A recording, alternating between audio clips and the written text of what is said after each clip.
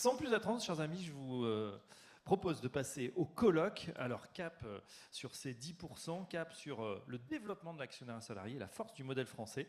C'est dans un instant, et je vais demander aux speakers de nous rejoindre, qui sont là, Jean-Philippe Debar, Equalis Capital, Christophe Deldic, président de Turen Group, Laure Delahousse, AFG, Laurent Legendre, vice-président de la FAS, et Katarina Zaboussova, associée Clifford Chance, et Sophie Lebeau, secrétaire générale de l'épargne salariale et retraite chez Amundi. Tout de suite, le colloque.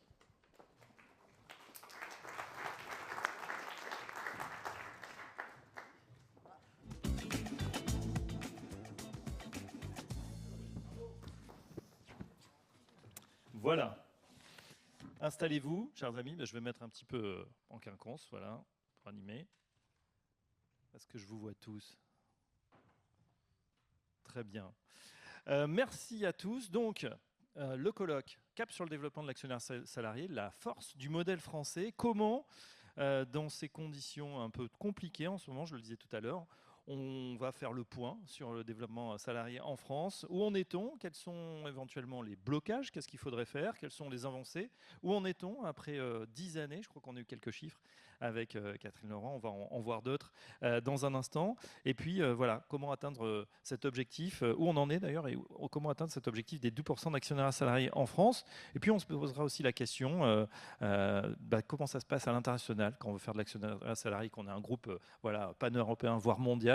Qu'est-ce qu'on propose aux salariés voilà, d'ailleurs? Et puis, quelles sont les bonnes pratiques également qu'on a dans d'autres pays et dont on pourrait s'inspirer?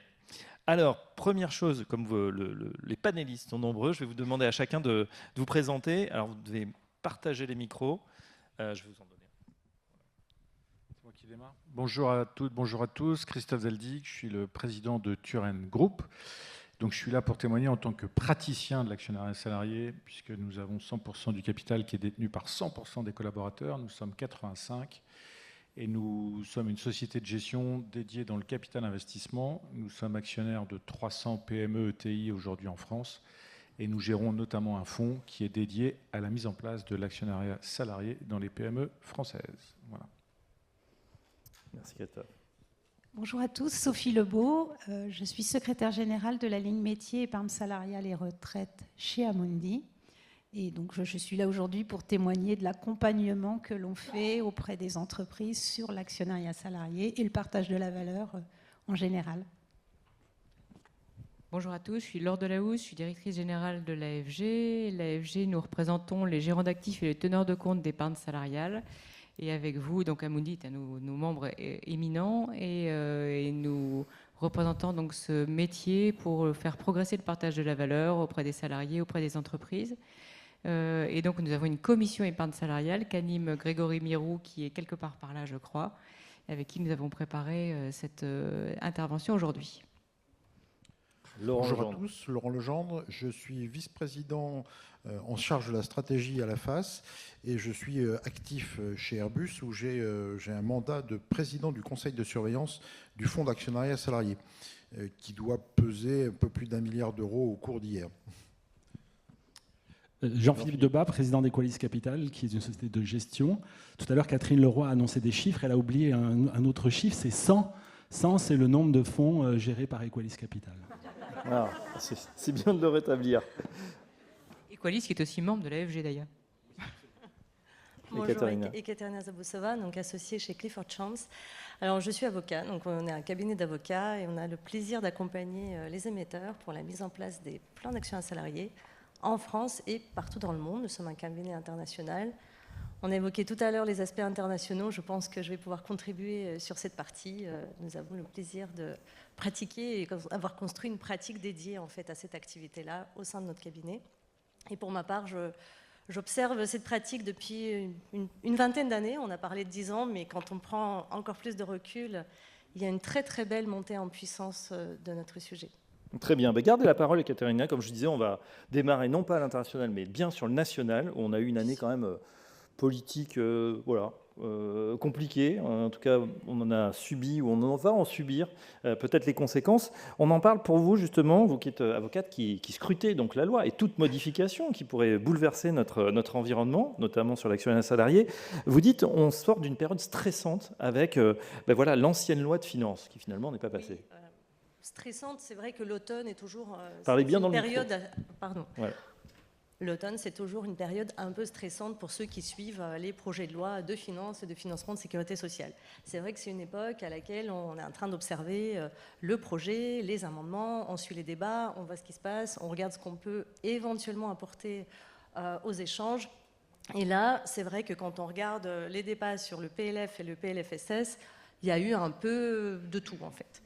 D'un côté, cela dit, quand je classe un petit peu ce que j'ai observé, d'un côté, sur le PLF, on avait plutôt des mesures qui tenaient compte de la spécificité d'actionnariat salarié. Oui. Donc on avait d'un côté une taxe qui venait, qui portait sur les rachats d'actions, réduction de capital, donc tout ça c'est un peu technique. Et en même temps, on disait attention, lorsque c'est dans le cadre d'actions à salariés, on va s'en passer. Donc ça, c'est plutôt une bonne chose parce qu'on prend en compte la particularité de notre pratique.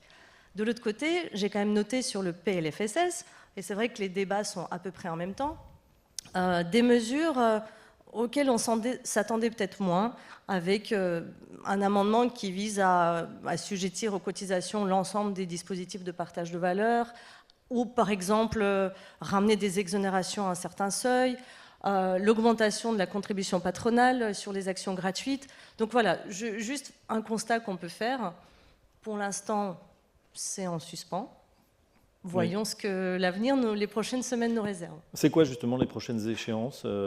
Qu'est-ce qu'on va surveiller pour cette année 2025? Laure, est-ce que vous voulez... Oui, pour donner un peu un contexte un peu plus global. Alors d'abord, j'ai pas de boule de cristal, hein, je suis désolée. Mais en effet, on a eu un PLF qui a été très animé. Alors d'abord, ça commençait bien, ce gouvernement Barnier, avec en effet une ministre en charge de la participation, l'actionnariat salarié, l'intéressement et de l'ESS en même temps. Et donc on voyait que ces sujets étaient pris vraiment à cœur par le nouveau gouvernement, et c'est pas un hasard puisque le Premier ministre réclame beaucoup du gaullisme, et donc il y avait une logique très forte. Il y a toujours une logique très forte parce que la ministre est toujours en poste même si elle est démissionnaire. Mais c'est vrai qu'avec le PLF, on a vu revenir un peu, se traduire finalement la diversité des partis politiques et représentée à l'Assemblée nationale par des amendements un peu erratiques sur le plan financier. Bon, bien sûr, on a le problème budgétaire qu'on connaît, on a un déficit qui s'est extrêmement creusé, qui était un peu surprise. Mais au-delà de nos sujets d'épargne salariale et d'actionnariat salarié, on a vu des amendements tomber d'un peu partout, et d'ailleurs à l'Assemblée, mais aussi au Sénat, ce qui était plus inattendu. Et donc qui risquait de déstabiliser finalement l'épargne à long terme, plus généralement, en plus large que l'épargne salariale. Or, ce qu'on sait, c'est que pour épargner, les actionnaires salariés, comme les épargnants salariés, comme les épargnants en général, ils ont besoin de stabilité.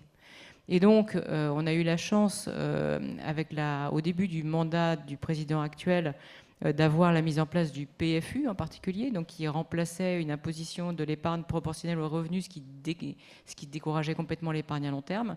Et avec ce PFU, on a vu repartir finalement les investissements à long terme en actions. Et dans le PLF, il y avait des projets d'augmenter ce PFU alors qu'on est déjà au top par rapport aux autres pays européens.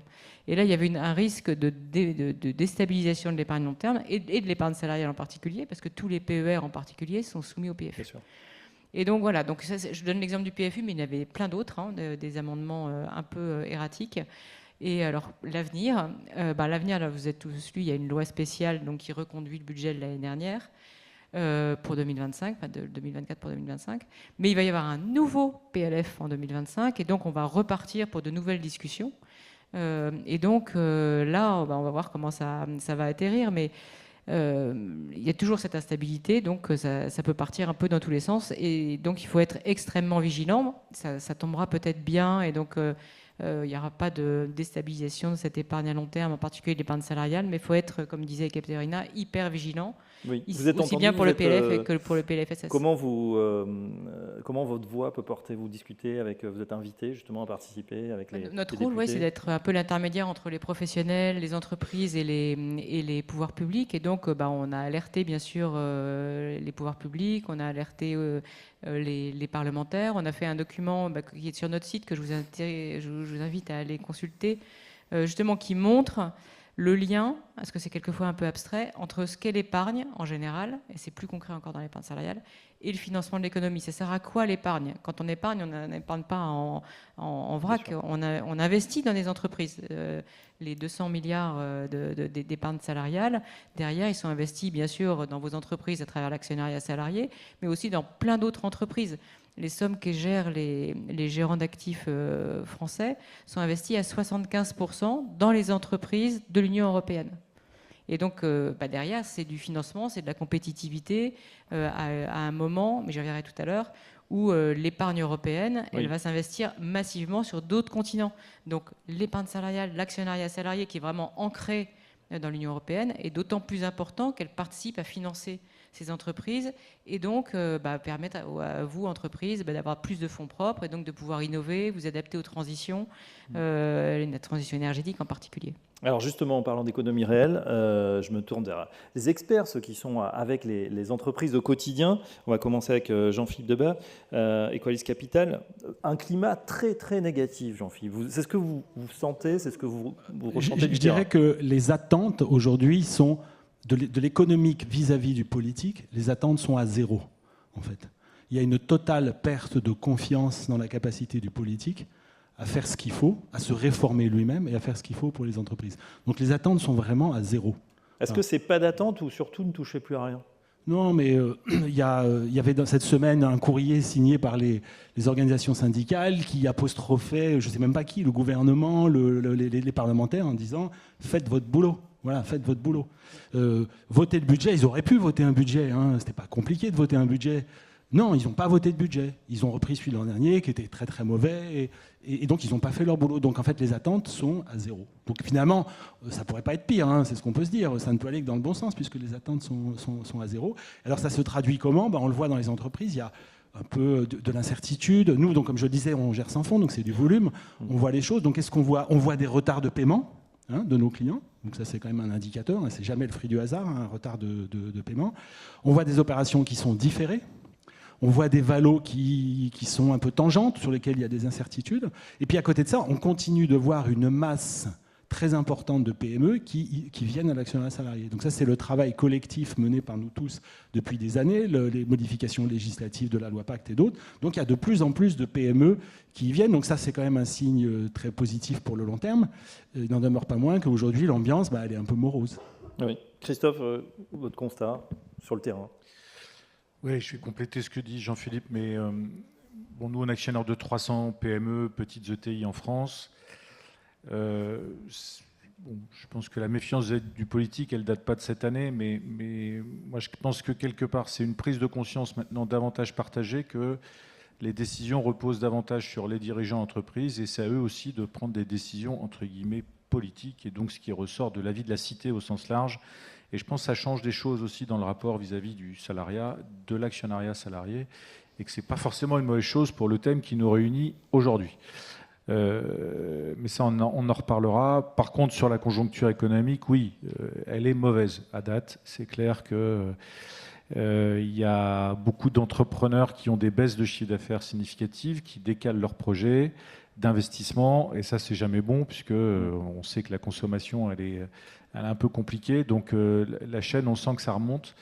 Et il y a beaucoup d'inquiétudes chez les dirigeants par rapport à leur business, donc ça freine les projets de développement, ça freine les projets de transmission, il y a moins de transactions d'entreprise, on le voit sur le second semestre par rapport à ce qu'on avait les années précédentes, et c'est pas bon non plus, puisque quand on n'est pas en confiance, ça retarde les projets aussi capitalistiques d'acquisition, d'investissement, et donc c'est ça qui est aujourd'hui gênant, c'est que nous sommes, entre guillemets, les actionnaires qui venons financer les projets de développement, parfois plus promoteurs de faire des opérations d'investissement que les dirigeants propriétaires que nous accompagnons. Ce qui est un peu le monde à l'envers. Normalement, c'est les dirigeants propriétaires qui prennent des conseils pour venir nous voir pour qu'on les finance.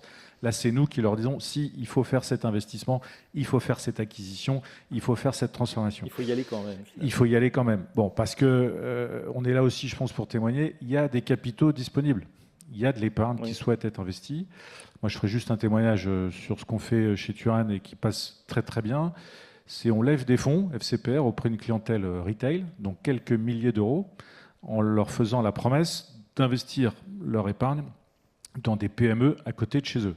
Donc on l'a fait dans le Nord. On a levé 20 millions d'euros en 4 mois avec une banque. 4 mois, 20 millions d'euros, ticket moyen 10 000 euros. Avec la promesse de dire que plus de la moitié du fonds va être investi dans des sociétés de la région Hauts-de-France, des PME.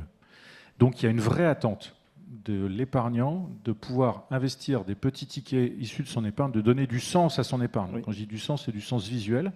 D'abord, c'est dire je sais que mon argent va être fléché à côté de chez moi. Et que mon argent va être actif dans l'économie réelle. Exactement. Investi à côté de chez moi. Mais ça, c'est assez général. Je pense que ça se voit depuis pas mal de temps sur les fonds d'IESG. Donc on est un métier avant tout d'offres, d'innovation en termes d'offres. À nous de créer aussi les véhicules qui permettent aux épargnants de flécher leur épargne là où ils souhaitent être investis.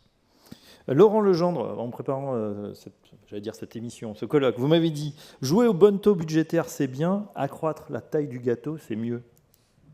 Oui, ça c'est mon motto, parce que quand je partage un peu la vision des deux précédents orateurs, on a un sujet en ce moment qui est un sujet budgétaire où s'écharpent les politiques, mais l'enjeu, il est de redévelopper l'économie de ce pays. Et ça, c'est fondamental. Et on a, comme le disait Christophe, 6 000 milliards d'épargne chez les Français, qui n'est pas assez fléché vers les fonds propres de nos entreprises.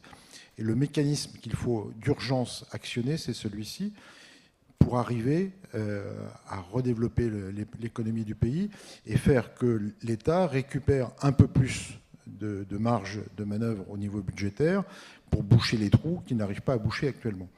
Donc il y a vraiment une économie à relancer et qui n'a pas de sens. Je m'occupe de la stratégie à la face et ce que l'on fait doit être fait à l'aune d'une stratégie. Et pour l'instant, on ne la voit pas. Alors c'est peut-être pour ça que Jean-Philippe dit il n'y a pas, tout est à zéro. Ça peut repartir, mais il faut le faire. Et pour l'actionnariat salarié, ça ne pourra marcher que si on permet à l'actionnariat salarié d'investir de nouveaux compartiments. On a entendu Catherine tout à l'heure parler des chiffres qui sont super. Il y a de plus en plus d'entreprises qui font de l'actionnariat salarié. On a 50% des salariés qui accèdent à de l'actionnariat salarié. La part de l'actionnariat salarié dans l'épargne entreprise est très forte. Maintenant, quand on regarde notre thermomètre, Olivier a parlé de l'indice FACIS que l'on tient avec Euronext. En 2017, quand on a convaincu Bruno Le Maire qu'il fallait passer à 10% d'actionnariat salarié dans toutes les entreprises, on était en moyenne à 7% d'actionnariat salarié dans l'indice FACIS. Oui. 7 ans après, l'indice a toujours à peu près 30 entreprises, 30, 31. Ce sont les meilleurs élèves de la classe. Malheureusement, on n'arrive pas à faire décoller le taux. On est toujours en moyenne à 7,1% d'actionnariat salarié.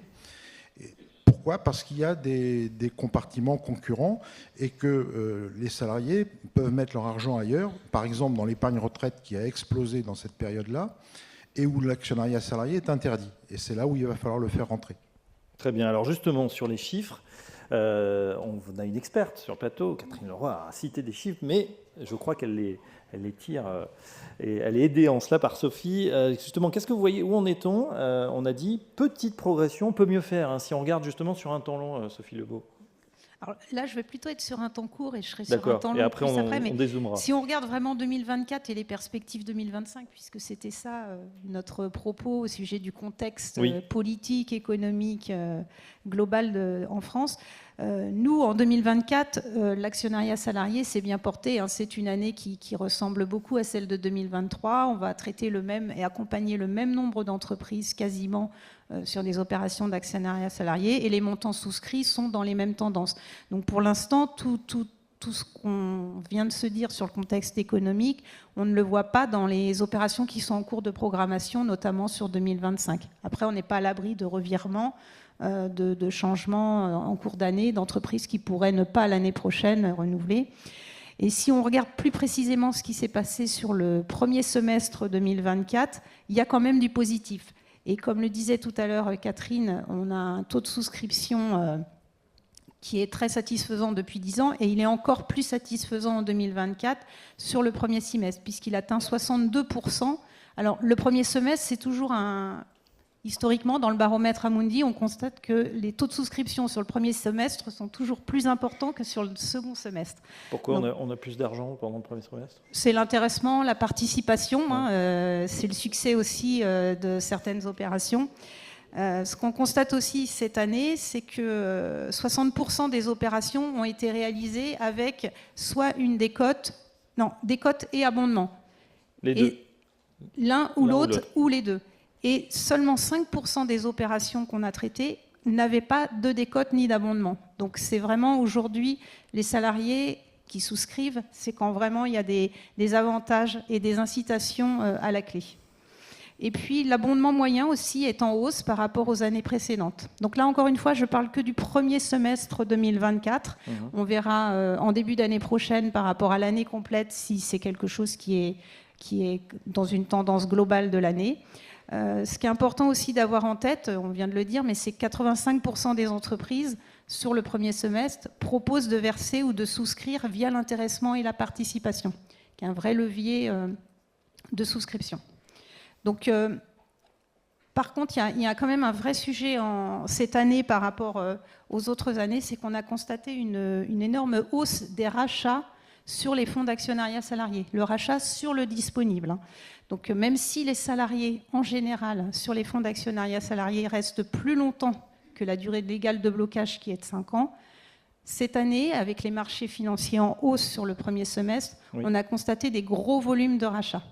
Donc à nous, acteurs comme Amundi ou tout autre acteur, d'inciter ou de bien proposer aux salariés, s'il n'y a pas vraiment de projet ou pas vraiment de besoin, de rester le plus longtemps possible ou de faire les bons choix de placement. Oui, on sait pourquoi justement il y a eu ces sorties. C'est parce que c'est vrai que une très forte hausse des marchés financiers et des personnes qui voulaient prendre leurs bénéfices. C'est pas idiot finalement quand on voit finalement qu'on est un des seuls indices européens qui baisse. Après, ce qui peut être intéressant à faire, c'est d'arbitrer et de replacer plutôt que de tout. Mais ça, c'est intéressant. Est-ce que justement dans vos cas, vous arrivez à savoir qui est conseillé? Est-ce qu'ils sont conseillés ou est-ce que ce sont des décisions autonomes? Est-ce que ce sont des gens qui sont accompagnés? Ce sont des décisions autonomes aujourd'hui. Les salariés sont autonomes sur leur épargne salariale, mais à nous peut-être aussi de leur rappeler les possibilités en termes d'épargne. Comme le disait Laure, ce qui est bien, c'est peut-être aussi d'investir dans nos entreprises, pas forcément de prendre ses bénéfices, c'est intéressant aussi de le faire à un instant T quand on constate qu'il faut le faire, mais il y a peut-être d'autres investissements derrière à faire, plutôt que d'aller tout placer, par exemple, sur un livret A ou quelque chose comme ça.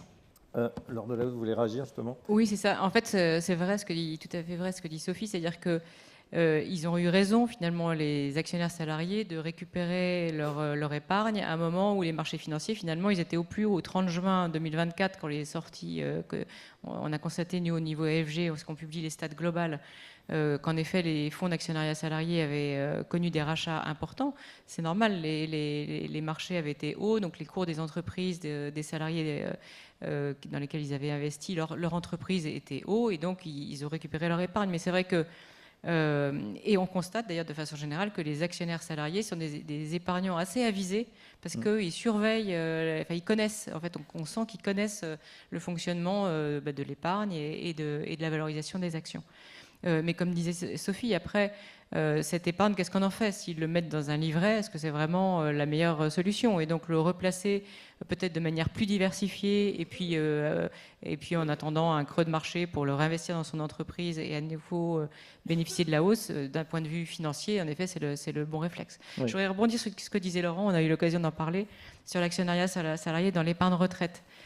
Je pense qu'une petite dose, c'est bien, mais ce n'est pas la vocation. C'est-à-dire que l'épargne retraite, l'objectif, c'est de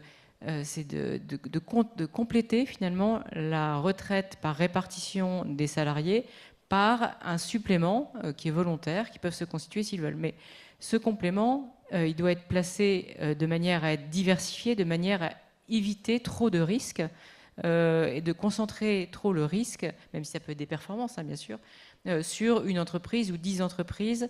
Et donc, il faut bien distinguer les choses de manière à avoir un portefeuille vraiment diversifié. Dans un fonds action traditionnel, il y a 100 valeurs, 150 valeurs. Et donc, le risque est limité. C'est-à-dire qu'évidemment, si l'entreprise performe très bien, on n'aura pas l'intégralité de la hausse d'une entreprise donnée, mais en même temps, si elle se casse la figure, ça sera amorti en partie par les autres entreprises. Donc, c'est pour ça qu'il y a tous les mécanismes de gestion pilotés dans le PER qui soit collectif ou qui soit individuel, avec une gestion dont l'investissement en action est fort au départ, et puis ensuite s'amortit petit à petit. Et donc je crois que l'actionnariat salarié n'est pas interdit dans le PER, mais il est limité à, je crois que c'est 10%. Et c'est bien, parce que du coup c'est plus fort qu'une autre entreprise, mais ça reste quand même, on reste sur le principe d'une gestion diversifiée, disons. Sophie, juste, on disait tout à l'heure, donc plutôt une année très correcte, à l'instar de 2023. Et par contre, si on regarde sur 10 ans, si on dézoome un petit peu, qu'est-ce qu'il en est? Qu'est-ce que vous avez comme chiffre? Alors, sur 10 ans, comme le disait Catherine en introduction, on a des chiffres quand même très intéressants, les 3 chiffres clés dont elle a parlé. Donc, un triplement, finalement, du nombre de salariés éligibles à ces opérations. En tout cas, c'est ce que l'on a constaté chez Amundi. Donc, 2,2 millions en 10 ans de salariés qui ont accédé, sachant que sur ces 2,2 millions, c'est plus d'1 million à l'international, donc de plus en plus de pays couverts. C'est intéressant aussi de savoir ça. C'est que je pense que tu en parleras tout à l'heure, mais l'international n'est pas en reste, et c'est bien qu'on puisse partager la valeur aussi dans le monde, et que ça ne reste pas une spécificité que française comme la participation ou l'intéressement. L'actionnariat salarié est éligible à plein de pays, donc ça c'est très bien. Nous, on constate que cette dynamique, elle s'explique aussi parce que les entreprises qui en font le font le plus souvent. En fait, sur 10 années, on s'est rendu compte que en fait, un quart des entreprises faisaient une opération tous les ans, plus d'un quart, donc 26% des entreprises faisaient une opération par an. Et puis, on a, je crois, 55% qui ont fait au moins 2 opérations sur les 5 dernières années. Donc, je rejoins un peu ce que dit Monsieur Legendre aussi, c'est qu'il y a de plus en plus d'entreprises, de plus en plus de salariés éligibles, mais c'est vrai que le périmètre d'entreprise aurait vocation à s'élargir encore plus. Et les grandes entreprises qui en font aujourd'hui, les entreprises du SBF 120 notamment, elles ont recours à des opérations vraiment très régulièrement. Que peut-on dire d'autre? Que effectivement, la régularité de ces opérations, c'est vraiment une clé de succès. Oui. Voilà, les montants souscrits sont de plus en plus élevés. Ils ont été multipliés par 6, comme le disait Catherine tout à l'heure. Voilà. Et ce qui est intéressant aussi, donc là, je sors un peu des opérations d'actionnariat salarié, c'est que quand une entreprise propose un fonds d'actionnariat salarié, c'est ce qui est choisi en premier pour placer sa participation et son intéressement, à plus de 30%. Donc vraiment, les salariés croient dans le fonds d'actionnariat de leur entreprise pour verser, et là je ne parle pas d'opération d'actionnariat salarié, pour verser leur participation et leur intéressement. Oui, ça veut dire qu'ils croient dans leur société, finalement, ils la connaissent bien. Exactement, ils veulent tirer parti des bénéfices et des performances de l'entreprise. Alors avant d'aller à l'international, justement sur les petites et moyennes entreprises et les ETI, Jean-Philippe, on commence avec vous. Qu'est-ce que vous observez cette année? Vous nous dites qu'il y a un mouvement, il y a une certaine appétence en tout cas de ces sociétés. Ce n'est pas réservé finalement ce mécanisme aux très grandes du CAC 40 ou du SBF 120. Oui, et c'est là un des avantages du modèle français, parce que je pense que c'est aussi un des thèmes de cette journée. Qu'est-ce que c'est que le modèle français? Le modèle français tel qu'on en parle aujourd'hui, c'est de l'actionnariat salarié via le plan d'épargne d'entreprise, soit via un FCPE, soit actionnariat direct. Ce système français permet de faire coexister un actionnariat salarié avec d'autres catégories d'actionnaires. Grande capitalisation boursière, vous avez les fonds, les grands fonds de la place. PME, ETI, vous avez la famille, vous avez le fonds de private equity. L'actionnariat salarié via le PE est compatible avec toutes ces formes d'actionnariat, et c'est ça le plus gros avantage du modèle français. Récemment, nous, on a eu beaucoup d'échanges avec les Américains. Donc pour nous, les Américains, c'était forcément, ils faisaient tout mieux que nous. Ils ont un système qui existe depuis très longtemps, s'appelle l'ESOP, Employee Stock Ownership Plan, et on s'est rendu compte que leur système, il ghettoisait l'actionnariat salarié dans des sociétés qui appartenaient 100% aux salariés et qui étaient incompatibles avec d'autres formes d'actionnariat. Il y a un avantage fiscal pour le dirigeant, il transmet aux salariés, et donc 100% du capital, ou 80, 90, est détenu par l'ISOP. Problème, comment ils assurent la liquidité de leur système? Oui. Compliqué. Et puis ensuite, comment ils assurent la pérennité, comment ils investissent. Donc on a des entreprises qui vivent en silo, comme ça peut être le cas aussi des SCOP, qui vivent sans possibilité d'avoir d'autres actionnaires. Le modèle français, il permet de faire coexister tout ça. Et l'actionnariat salarié, il fonctionne dans toutes les entreprises. Là où les Américains et les Anglais qui ont singé, comme souvent le modèle américain, sont plus forts, c'est qu'ils l'utilisent systématiquement dans les opérations de transmission. D'ailleurs, c'est à cette occasion-là qu'ils ouvrent le capital salarié. Nous, en France, on l'utilise très peu pour les transmissions. Et donc, on a beaucoup de mérite parce qu'on a quand même fait beaucoup alors qu'on n'utilise pas les opérations de transmission. Ceux qui étaient aux différentes colloques des années précédentes savent que je vous parle toujours du FCPE de reprise. Le FCPE de reprise permettrait de le faire. On va enfoncer le clou, Jean-Philippe, puisque voilà, pour ceux qui n'auraient pas assisté aux éditions précédentes, qu'est-ce que vous proposez? Vous allez peut-être dire pourquoi vous militez. Qu'est-ce qui fait que le FCPE de reprise n'est pas utilisé? C'est que on a loupé un truc, c'est que le salarié qui quitte l'entreprise, il ne vend pas ses parts. Donc quand vous expliquez ça aux dirigeants, il dit ok, tu me proposes autre chose, on passe à autre chose. Nous, on a fait une opération avec Christophe sur une société Les Ailes où j'avais dit, je m'étais un peu avancé bêtement avec le dirigeant, on va trouver un système.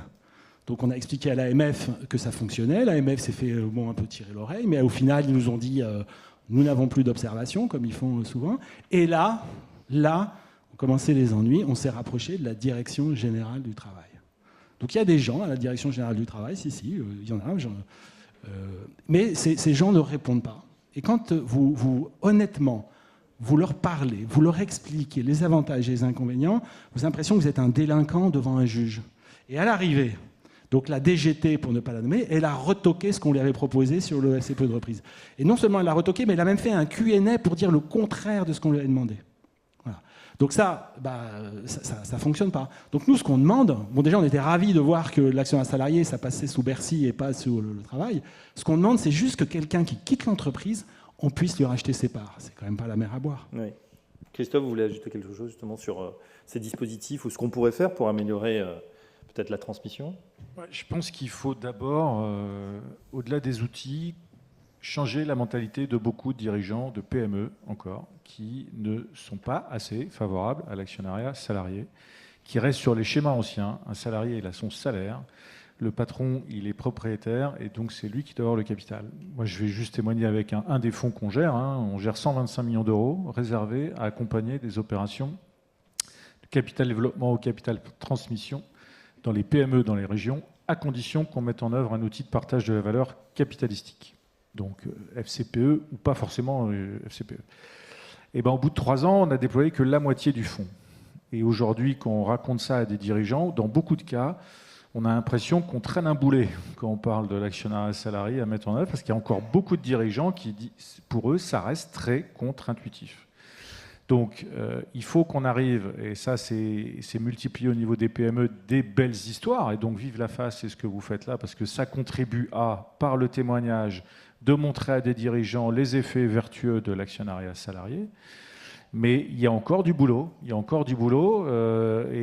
alors ça peut changer très vite, parce que moi ça me fait penser à notre métier. Nous on est des gérants d'actifs dans du non-coté, on a fêté nos 40 ans. On accompagne aujourd'hui à peu près 10 000 entreprises. Il y a 40 ans, il n'y en avait pas. Donc ça peut aller très très vite. Sur l'actionnariat salarié, aujourd'hui je constate que nous, les actionnaires professionnels, gérants d'actifs dans le non-coté, nous sommes plus moteurs que beaucoup de dirigeants. Voilà. Donc quand il y a une volonté, il y a un chemin, et les salariés sont... moi je n'ai pas vu d'opération quand les dirigeants propriétaires voulaient mettre en œuvre l'actionnariat salarié, où les salariés ont dit non, nous on ne souscrit rien. Voilà. Donc c'est en moyenne 50%, parfois c'est plus. Le sujet, c'est de convertir les dirigeants. C'est-à-dire qu'aujourd'hui, vous êtes force de proposition, vous sollicitez... Et il faut qu'on continue. Il faut qu'on continue parce que le match n'est pas gagné. Donc, il faut qu'on continue à... Qu'est-ce qui les incite là? Si vous deviez pitcher là, imaginez. Il y a des outils. Non, mais ce qui fait peur aux dirigeants, globalement, oui, c'est de devoir publier des informations financières à ses salariés. Beaucoup de dirigeants restent réfractaires à montrer que la société gagne de l'argent. Et ils ont peur que s'ils montrent à leurs salariés que la société gagne beaucoup d'argent, on va leur demander des augmentations de salaire, des choses diverses et variées. Donc c'est pour ça qu'il y a quand même un schéma un peu mental à dire. Ils sont un peu arriérés là-dessus. C'est-à-dire que nous, on demande une transparence aux dirigeants, beaucoup de transparence, et eux-mêmes, beaucoup ont encore une réticence à être très transparents sur leurs chiffres vis-à-vis des salariés. Donc c'est une vraie réforme sur la conscience du partage de la valeur? Oui. Alors, partage de la valeur, ils disent il y a le résultat, il y a la prime, voilà. Mais nous, on veut aller plus loin. On veut aller sur le partage de la valeur de la plus-value, donc pour motiver tout le monde sur l'actionnariat. Et ça reste contre-intuitif. Alors on y arrive. Et moi, ce qui me rend très confiant, c'est que quand on a fait une opération, que ce soit par FCPE, généralement, les salariés ou les syndicats qui ont dit ah, mais ça c'est un truc, faut pas y aller, faut pas souscrire, c'est le truc du patron avec un fonds, c'est pas bon. Finalement, l'année d'après, nous, sur la majorité des cas, c'est les syndicats qui demandent mais vous ne referiez pas ce que vous avez fait l'an dernier parce qu'il y a des salariés qui n'ont pas souscrit qui voudraient souscrire cette fois-ci. Donc je pense que si on arrive à créer l'impulsion, que le dirigeant soit monteur et qu'il y ait une volonté d'ouvrir à ses salariés, c'est globalement un succès auprès des salariés. Et après, on a créé la dynamique positive pour y arriver. Et je répète, on a des capitaux pour ça. Et si en plus on simplifie les outils type FCPE de reprise, on ne peut qu'accélérer et rapidement. Et qui ne sont pas retoqués par la direction du travail, bien évidemment. Voilà. Donc finalement, on se bat quand même contre des mentalités, des conflits, finalement. Aujourd'hui, c'est pas se battre, mais il y a beaucoup de pédagogie à faire encore auprès des dirigeants sur le fait que l'actionnariat salarié, on a tous à y gagner. Bien sûr. Qu'est-ce qui se passe à l'international? Ekaterina, vous accompagnez des groupes justement qui déploient leur actionnariat salarié dans d'autres pays. Comment fait-on? Oui, c'est vrai que c'est toujours intéressant de savoir dans quelle dynamique on s'inscrit au-delà de la France, parce qu'on parlait des outils. En France, on est très outillé, on a énormément de dispositifs, c'est plutôt sophistiqué, pardon. À l'international, les approches peuvent être assez différentes. Et c'est bien aussi de voir s'il y a une vraie dynamique, une adhésion et une reconnaissance, en tout cas, de notre pratique dans d'autres pays. C'est intéressant pour ceux qui veulent ouvrir leur plan à l'international, comme on disait tout à l'heure. Mais c'est aussi intéressant de constater que dans le pays, il y a aussi une dynamique autour de l'action salarié. Ce sujet, pour un juriste, en fait, ce sujet, on peut le prendre de deux façons. Soit on a un système qui simplifie toutes les démarches possibles pour que l'opération se fasse, soit, ou voire les deux, on a une incitation fiscale pour que ça soit intéressant d'investir. Parce qu'il y a d'autres dispositifs, et bien c'est celui-là qu'on veut privilégier. C'est vrai que sur les deux volets, on a quand même pas mal de pays dans lesquels il y a une vraie réflexion et une reconnaissance d'action salariée. Jean-Philippe, tu disais tout à l'heure les États-Unis. Bon, ça c'est vrai que les OP, on les connaît bien depuis longtemps. Je permets de ne pas être tout à fait d'accord sur le UK parce que c'est pas que dans le cadre d'une transmission d'entreprise. Moi, je trouve que leur dispositif assez sophistiqué via un trust en fait qui regroupe tout le monde dans un même véhicule ressemble pas mal au système français, donc là-dessus on peut voir beaucoup de parallèles et il est utilisé de manière assez équivalente. Mais si on va un peu plus loin, on a des exemptions dans tout un tas de pays. On a l'Australie, le Canada, le Chili, l'Afrique du Sud, enfin ça n'a pas de frontières en fait. Donc là-dessus on a une vraie reconnaissance d'un point de vue réglementaire de notre matière. En Europe, on a un régime harmonisé, ce qui est fabuleux parce que ça fait très longtemps qu'on ne fait plus de prospectus lorsqu'on sollicite les salariés à souscrire. Et ça, c'est un règlement européen qui nous est extrêmement favorable. On tend vers une harmonisation côté FCPE. C'est formidable ce qui a été fait. Donc on attend la transposition de la directive AFM2. Heureusement qu'on va pouvoir déployer les deux types d'actionnariat partout en Europe, action indirecte ou FCPE. Et puis côté fiscal, on a des systèmes plus ou moins faciles. On a aussi bien des pays qui vont nous donner une enveloppe fiscale pour l'action à collectif et on en fait un peu ce qu'on veut, et des pays dans lesquels on va avoir des systèmes de report d'imposition, mais toujours pour l'incitation. Donc ça, bon, c'est vrai que ce qui est aussi intéressant à mon sens de constater, c'est que les enveloppes fiscales qu'on a connues, ce système qui est très simple, oui. Il y a une grande stabilité. Je cite l'exemple d'Italie parce qu'on a une exemption de 2065,83 €, enfin qui ressemble à rien. En fait, c'est 4 millions de lire. Donc pour vous dire que c'est quand même un système qui remonte à quelques années maintenant et qui est resté là, enfin qui est bien connu. Donc ça, c'est assez fabuleux, je trouve, assez formidable. Et on a d'autres systèmes où on constate en ce moment qui sont plutôt côté Serbie, République tchèque, Roumanie. Enfin, on a des reports d'imposition. Donc aussi c'est une approche un peu différente, mais tout aussi intéressante. Donc ça, c'est plus récent, et moi, je trouve que c'est intéressant de constater une vraie dynamique d'un côté, contre la stabilité de système très, voilà, l'enveloppe fiscale, enfin, de l'autre. Voilà ce que je pourrais dire comme témoignage sur cet aspect international. D'accord, merci. On va regarder également ensemble comment trouver un nouveau souffle. C'est vrai qu'il y en avait eu un après la loi Pacte. Laurent Legendre, qu'est-ce qui manque aujourd'hui? Qu'est-ce qu'on pourrait faire? Alors, il y a plusieurs pistes que je vais citer tout à l'heure. D'abord, je voudrais donner raison à l'AFG qui est contre l'actionnariat salarié dans l'épargne retraite, il ne faut évidemment pas arriver aux abus qu'on a pu voir aux États-Unis. Ça, c'est incompatible avec le modèle français. Par contre, les 10% que le législateur a mis d'actionnariat salarié dans les PER, enfin les PERCO, PERCOL, etc., c'est juste ingérable. Parce que vous avez dans un plan d'épargne retraite un ensemble de produits financiers et arriver à mettre un petit bout d'actionnariat salarié là-dedans pour pas que ça représente 10%, en gestion au quotidien, enfin je me retourne vers Amundi, mais c'est juste pas gérable. Donc il faut penser à autre chose, et c'est ça que l'on pousse à la face, c'est arriver à des innovations. Et ces innovations, c'est utiliser ce qu'on a mis en place. On a un indice que l'on a bâti avec Euronext sur les entreprises les plus vertueuses, les entreprises cotées en matière d'actionnariat salarié. Il y en a 30 actuellement, avec 7% en moyenne d'actionnariat salarié, ce qui est un modèle vers lequel il faut tendre. Autant permettre aux salariés de ces entreprises de souscrire aussi à un peu d'actionnariat salarié, mais à l'intérieur d'un fonds qui serait un ETF qui répliquerait l'indice.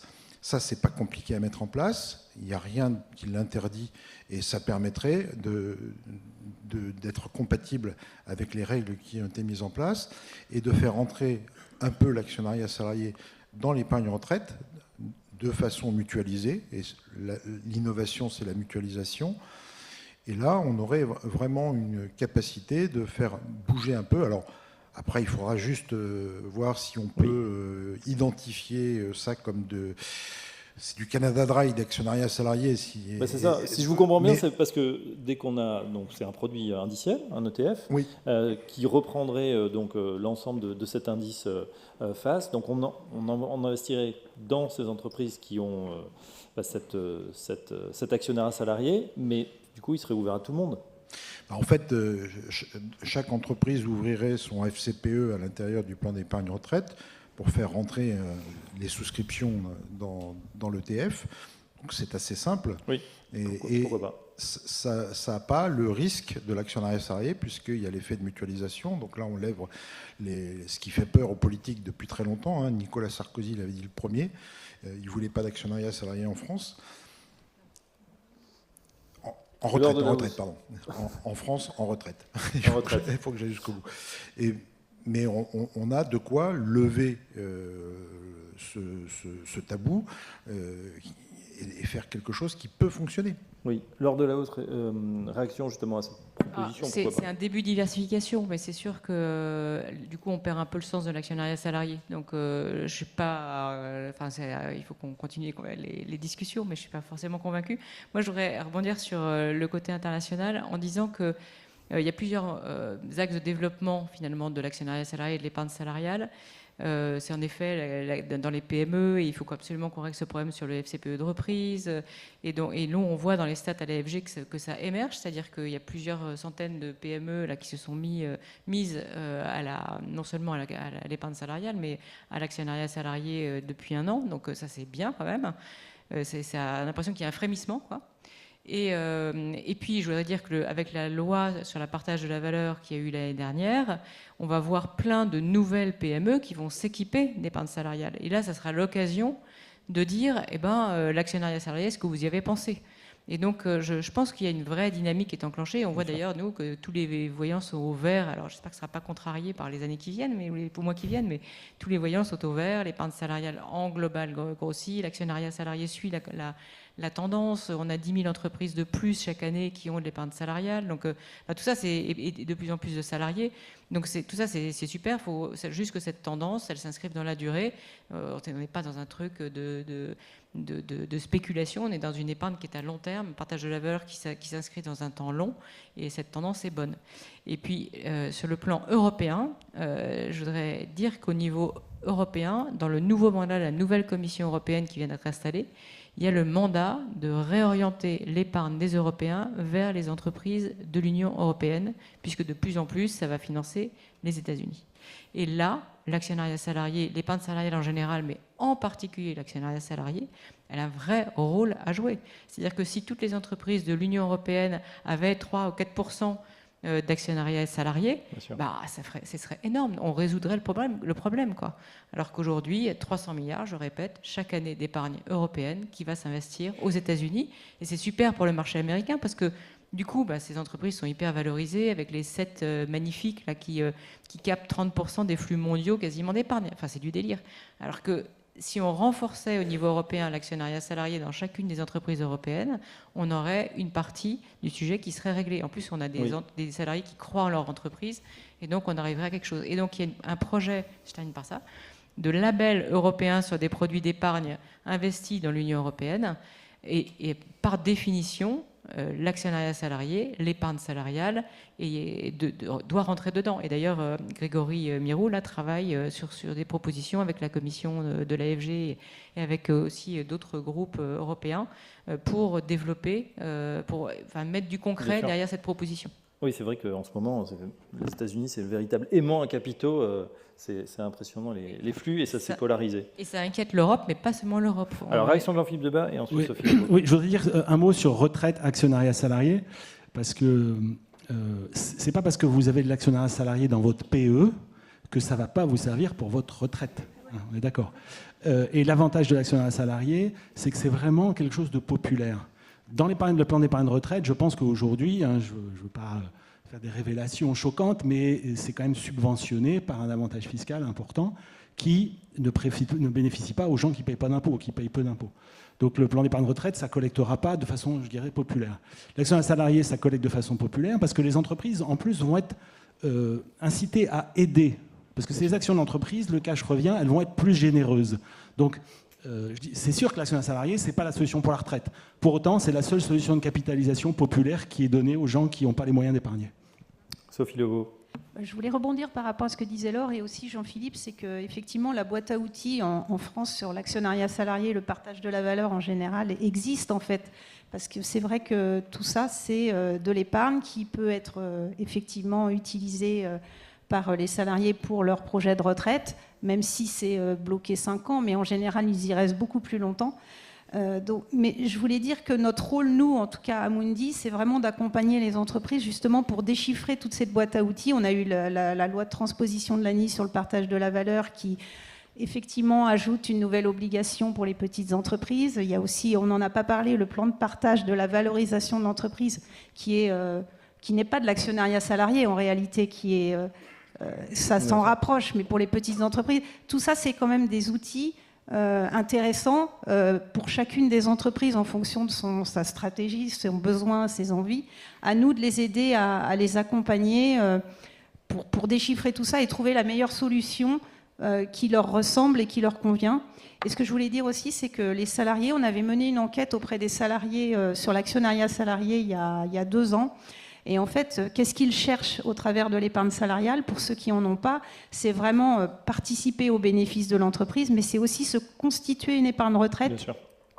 Donc c'est vraiment un axe important. Et effectivement, quand il y a des éléments financiers à la clé, des incitations de l'entreprise, et il y en a, nous en tout cas dans les opérations que l'on suit, il y en a beaucoup, c'est fortement incitatif pour tout ça. Ça veut dire qu'aujourd'hui, l'arsenal, il est complet comme le dit Laure, il y a quand même déjà beaucoup de choses. Effectivement, sur le FCPE de reprise, on a peut-être encore beaucoup de petites choses à attendre, mais on a déjà quand même des choses. À nous de motiver, de convaincre à les utiliser. Et plus on les utilisera, plus ça sera facile d'accès, plus ça se simplifiera peut-être aussi pour nous, pour développer toutes ces opérations auprès d'un panel plus large d'entreprises. D'accord, donc une fois de plus, ça passe par la pédagogie, on l'a dit, par creuser le sillon, informer, Christophe Deldic, simplifier, informer, également. Communiquer beaucoup aussi. Oui, je crois qu'en effet, ça passe par tout ce que vous avez dit, la communication, et pour moi, c'est un vrai objectif politique. C'est-à-dire que c'est un objectif pour mobiliser les salariés d'une entreprise, donc c'est un objectif managérial, et c'est un objectif aussi de financement de l'économie, c'est aussi un objectif de complément, de compléter la retraite. Donc derrière toutes les choses qu'on gère finalement au quotidien, il y a des grands enjeux. Et donc, ça c'est important aussi de les rappeler pour convaincre aussi, si ça était nécessaire, les politiques d'accompagner, c'est de continuer à accompagner ces dispositifs, de ne pas nous déstabiliser à l'occasion d'une instabilité parlementaire, et donc de porter ces messages. Et aussi, voilà, ce que je voulais dire, c'est que de nouer aussi des partenariats avec le MEDEF, avec la CPME, pour aller faire le tour des régions de France et aller promouvoir ces nouveaux dispositifs, parler de cette nouvelle législation auprès des PME de plus de 11 salariés, pour dire que ce n'est pas une contrainte, regardez derrière l'opportunité que ça représente. Et donc, c'est vraiment à travers cette espèce de tour de France de l'intéressement, de la participation, de l'actionnariat salarié, qu'on fera comprendre aux entreprises que ce n'est pas une contrainte, que c'est une opportunité, et qu'on parlera de tous les avantages pour les salariés, pour les entreprises, et puis avec les partenaires sociaux aussi. Je pense que le rôle des partenaires sociaux est super important, comme ils l'ont fait lors de la signature du courrier qui a été fait hier entre MEDEF, CPME, organisations syndicales. On retrouve exactement le même partenariat dans les dispositifs d'épargne salariale, et c'est à nous de porter collectivement ces messages en France. Et puis après, j'ai ouvert tout à l'heure sur l'Europe, mais après, il faudra convaincre l'Europe, et je pense que ça sera long, mais il y a un vrai enjeu. Allez, il nous reste quelques minutes pour terminer ce colloque. Un mot de conclusion, justement, on va ouvrir quand même on va essayer sur des perspectives. Pour 2025, qu'est-ce que vous observez, Christophe Deldic, on commence avec vous. Qu'est-ce que vous appelez de vos voeux pour essayer d'atteindre enfin cet objectif des 10% au modèle français ?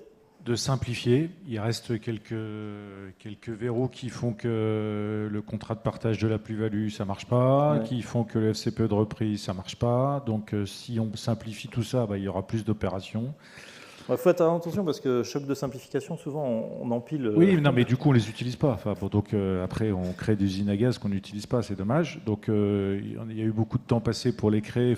Passons le peu de temps qui reste pour les simplifier et qu'ils soient utiles. Et puis, sensibilisons davantage les dirigeants. Moi, je suis très positif. Ce que je vous dis, le capital investissement français, c'est 2000 opérations par an dans des entreprises. Donc, sur les 2000, on va dire qu'il y en a peut-être 1800 qui ne sont pas équipés d'actionnariat salarié. Et dans les objectifs qu'on prend, c'est de mettre en œuvre des outils de partage de la valeur et qui passeront notamment par le partage de la plus-value et donc par l'actionnariat salarié. Donc, il y a un élan naturel de conversion des dirigeants de PME, je parle un peu des non-cotés, là je parle vraiment des dirigeants de petites et moyennes entreprises, à être sensibilisés sur l'actionnariat salarié. Donc, moi je suis très confiant par rapport à ça, mais simplifions le discours. Moi je réagis quand même, je ne suis pas sûr qu'on va exciter des salariés en leur parlant d'ETF pour mobiliser leur participation. Par contre, les actions de leur boîte, je pense que ça, ils voient ce que c'est et ça les intéresse. Alors, c'est sûr que quand c'est coté, c'est facile. Non coté, c'est moins facile. Moi, j'ai mis en œuvre l'actionnariat salarié dans ma boîte. Ça n'a pas été facile d'utiliser le plan d'épargne d'entreprise dans des titres non cotés pour 40 personnes. J'ai eu un peu de boulot quand même. Donc, c'est pour ça que je dis qu'il faut simplifier, accepter de passer du temps et de gagner moins d'argent sur des opérations d'actionnariat salarié dans des petites entreprises que dans des grandes entreprises cotées. Mais c'est comme ça qu'on créera l'élan pour que demain, Grand Prix FAS 2030, on puisse avoir plein de prix pour des PME avec des dizaines de candidats. Voilà. Bien sûr. Les collaborateurs de Turenne sont contents de ce plan, bien sûr. Bon. Allez, rapidement, tour de table, voilà, pour perspective, peut-être, qu'est-ce qu'on peut améliorer, qu'est-ce qu'on peut souhaiter pour 2025 ? Nous, ce qu'on peut souhaiter en tant qu'acteurs, c'est d'accompagner encore plus d'entreprises à digérer tous ces dispositifs qui existent. On a la panoplie, à nous de les digérer pour la grande entreprise, mais aussi pour les TPE, PME qui arrivent sur l'actionnariat salarié. Laure Delahousse. Moi, j'en remettrai une couche sur les dispositifs européens. Je vois que Nicolas Calcoun est là. Je sais qu'il y a beaucoup travaillé sur ce fameux label des produits d'épargne européens. Je pense que actionnariat salarié, épargne salariale et épargne de l'Union européenne réinvestie davantage dans l'Union européenne. C'est vraiment complètement lié. Il faut vraiment travailler ensemble sur ce sujet-là. Endiguer la fuite des capitaux vers les placements US notamment. Laurent Legendre. Oui, alors moi je vais redonner le sujet du fonds indiciel pour faire rentrer un produit actionnariat salarié mutualisé dans l'épargne en retraite. C'est à la main des entreprises et des représentants des salariés dans ces entreprises. C'est un produit qui est techniquement simple à développer et qui apporterait un plus pour la poursuite du développement de l'actionnariat salarié, et dans un compartiment où il est exclu actuellement. À creuser. Jean-Philippe Debat. Alors moi, je ne demanderai rien pour moi, parce que je pense qu'on fait le plus beau métier, un des plus beaux métiers qui soit. J'aimerais juste que la sphère publique fasse son job, que le Parlement vote le budget, que l'administration réponde à nos questions, et puis peut-être qu'elle se réfrène de nous envoyer trop de questionnaires aussi.